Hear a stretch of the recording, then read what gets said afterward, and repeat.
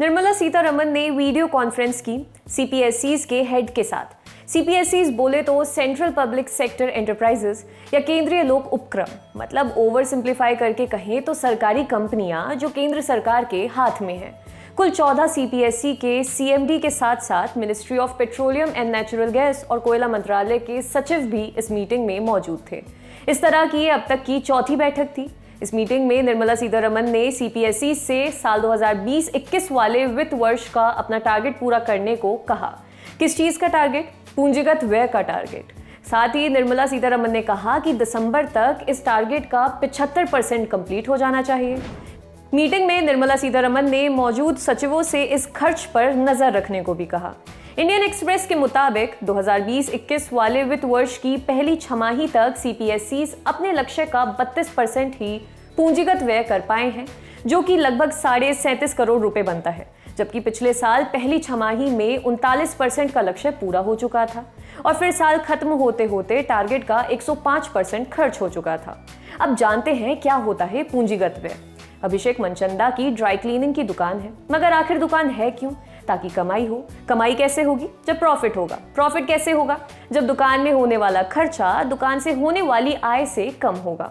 अगर इसका उल्टा हुआ तो लॉस हो जाएगा। यानी एक बात निश्चित है, अभिषेक मनचंदा को प्रॉफिट हो या लॉस, उसका खर्च जरूर होगा।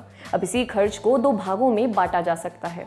एक तो ऐसा खर्च जो एसेट या पूंजी में बढ़ोतरी करता है। पूंजी का यहाँ पर मतलब है ऐसा कोई सामान जो कंपनी के साथ लंबे समय तक रहेगा, जैसे ड्राई क्लीनिंग के लिए खरीदी गई मशीन या दुकान खोलने के लिए खरीदा गया प्लॉट।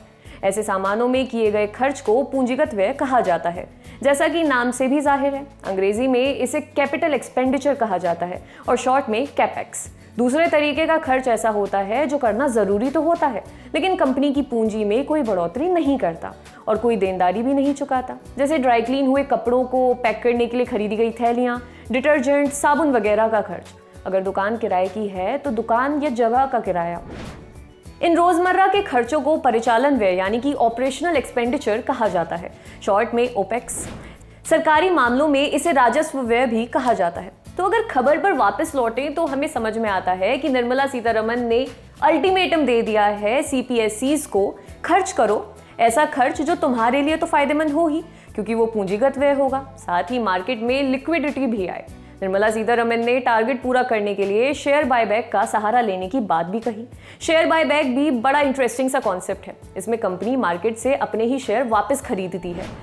यूं ये भी एक तरीके का कैपेक्स ठहरा, क्योंकि इस तरह सरकार पैसा तो खर्च करती है, लेकिन इससे उसकी कंपनियों में हिस्सेदारी बढ़ती है। तो देखते हैं निर्मला सीतारमण दिवाली तक देश को ऐसी और क्या क्या सौगातें देने का प्लान कर रही हैं कि देश की आर्थिक दिवाली बन जाए।